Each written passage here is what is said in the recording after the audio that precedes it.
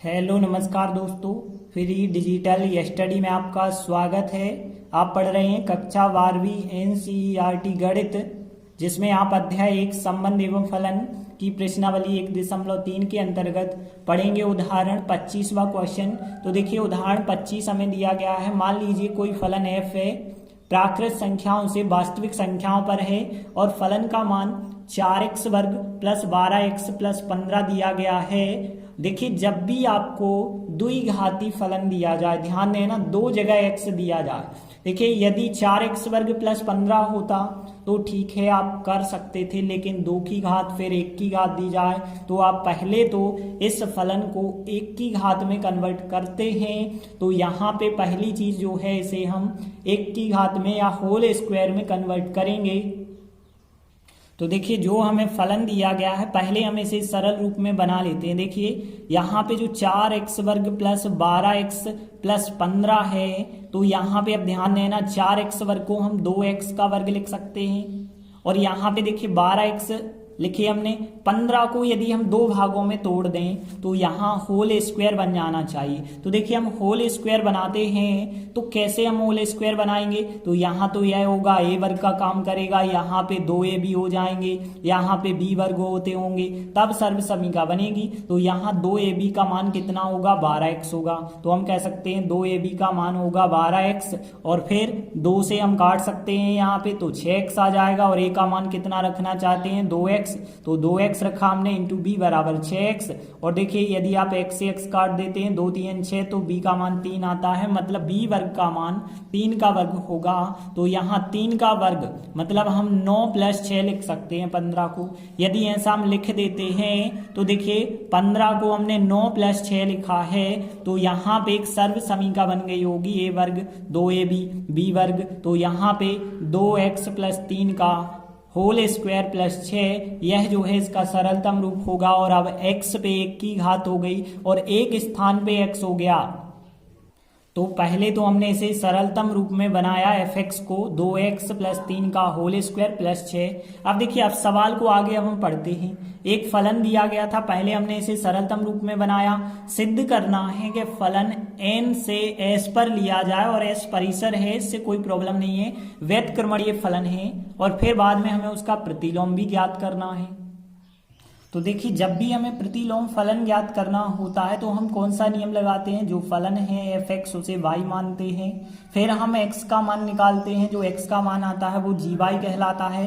अब आपके पास एक फलन fx हो जाता है जो दिया गया था और x का जो मान निकाला वो gy हो जाएगा। फिर आप गॉफ का मान ix निकालते हैं, फोक का मान iy निकालते हैं। यदि इतना सिद्ध हो जाता है तो आप कह सकते हैं जो फलन है वो व्यतक्रमणीय है और f का जो प्रतिलोम है वो g है। तो सबसे पहले हम क्या करते हैं, जो फलन है आपके पास fx उसे हम y मान के चलते हैं। तो y का मान होगा 2x प्लस 3 का वर्ग प्लस 6। और जहां पे जो y होगा लिख सकते हैं, जहां पे जो y है y आता है सह प्रांत के अंतर्गत, मतलब रियल नंबर के अंतर्गत होगा। अब देखिए यहां से हमें x का मान निकालना है, तो कैसे निकलेगा? देखिए y 6 को आप इस तरफ लाएंगे तो y माइनस 6 हो जाएगा।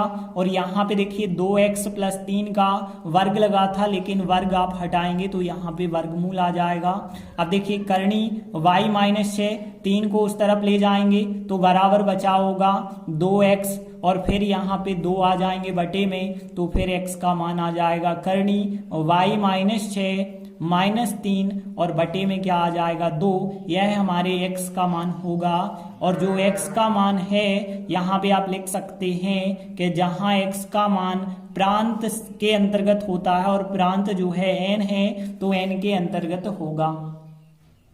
आप देखिए तो यहाँ पे अब हमें जो है व्यतक्रमणीय फलन सिद्ध करना है। और व्यतक्रमणीय फलन सिद्ध करने के लिए देखिए आपके पास एक तो फलन fx होना चाहिए और fx फलन जो है, अब हम जो सरल वाला रूप हमने बनाया है उसी को लेंगे।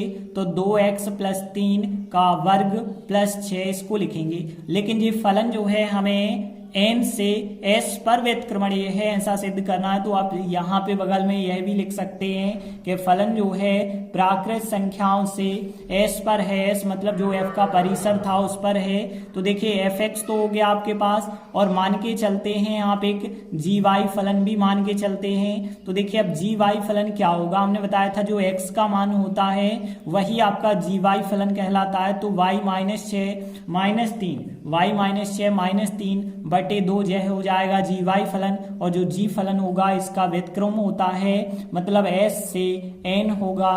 तो देखिए अब आपके पास एफ एक्स हो चुका है और जी वाई फलन हो चुका है। अब आप जो है गॉफ और फॉग ज्ञात करेंगे।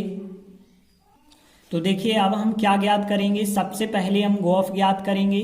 तो देखिए गॉफ का मतलब होता है, गॉफ हम एक्स के साथ निकालते हैं, तो गॉफ एक्स निकालेंगे तो गॉफ एक्स तो जी, ओ का मतलब कोष्टक, और बाकी क्या बचा होगा, एफ एक्स बचा होगा। अब देखिए हम जी लिखा और एफ एक्स के स्थान पे एफ एक्स का मान लिखेंगे। तो एफ एक्स का मान कितना है, 2x प्लस 3 का वर्ग प्लस 6। अब हमें जी और इस संख्या का मान निकालना होगा। तो देखिए अब आपके पास जी वाई का मान था वाई माइनस 6 माइनस 3 बटे 2। अब यदि आपसे कहा जाता कि जी यहाँ पे 1 ज्ञात कीजिए तो आप y के स्थान पे क्या रखते, 1 रखते। लेकिन अब आपसे कहा गया है जी, और यह संख्या आपको दे दी गई है कि 2x प्लस 3 का वर्ग प्लस 6, इसका मान ज्ञात कीजिए। तो आप क्या करेंगे, करनी लिखेंगे और y के स्थान पे यह संख्या रखेंगे, फिर माइनस 6 माइनस 3 और बटे फिर क्या करेंगे, 2 करेंगे। तो देखिए बिल्कुल हमने यही किया कि करनी लगाई और यहाँ 2x प्लस 3 का वर्ग प्लस 6, फिर माइनस 6 लिखे, फिर माइनस 3 बटे क्या लिखा, 2 लिखा। ऐसा करने से क्या होगा, देखिए अब आप सरलता पूर्वक कर पाएंगे। 6 और 6 आपस में कट जाएंगे और वर्गमूल कट जाएगा।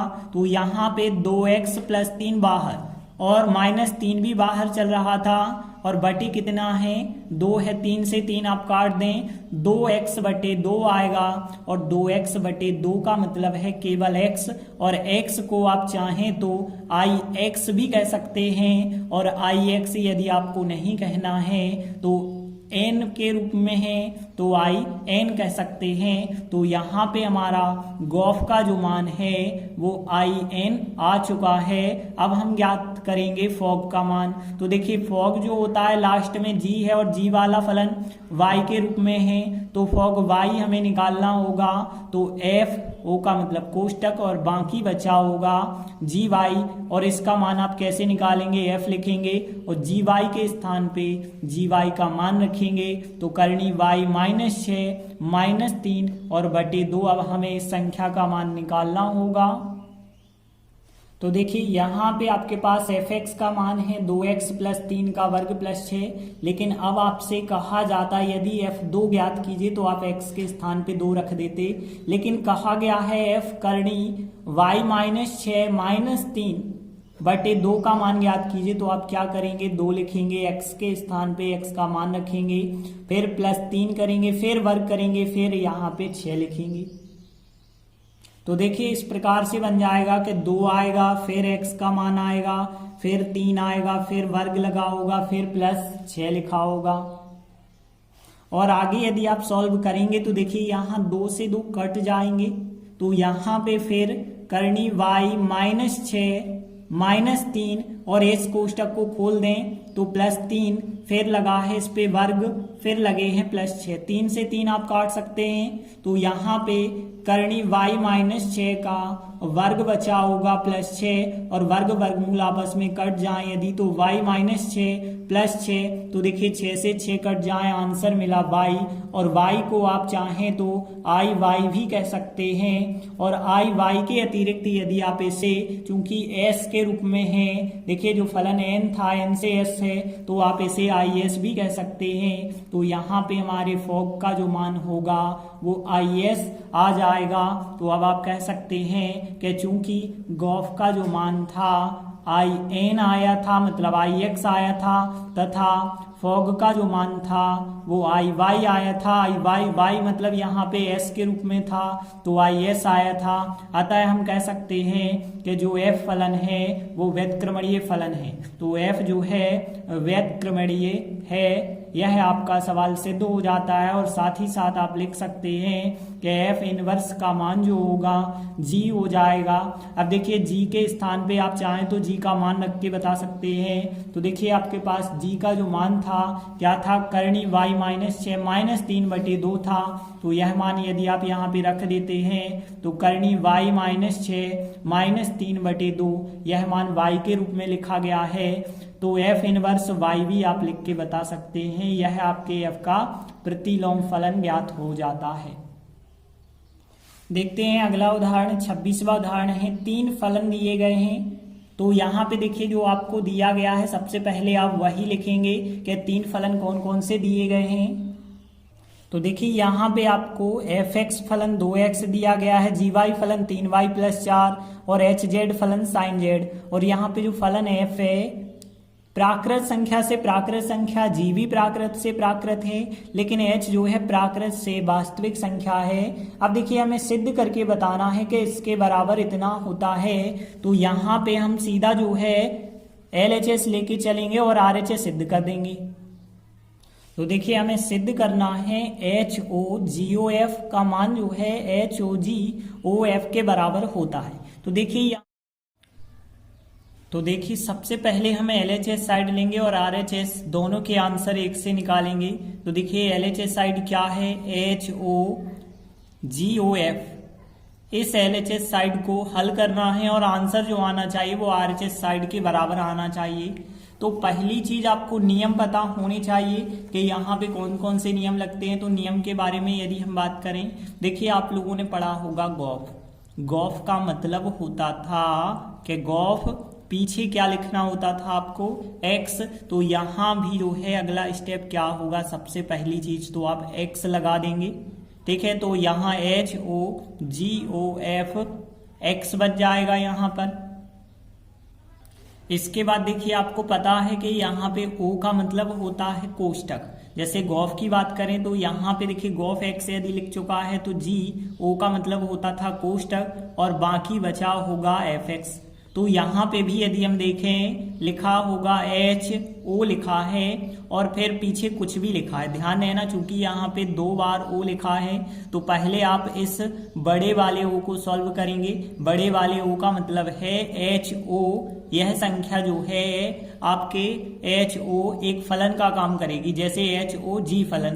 तो आप क्या करेंगे, HO बाकी को GX के रूप में कन्वर्ट करेंगे। तो बिल्कुल हमने यहाँ पे H और यहाँ पे O को हमने कोष्टक बनाया और बाकी जो है क्या बचा होगा, यहाँ पे गॉफ x बचा होगा। तो गॉफ x हमने लिखा।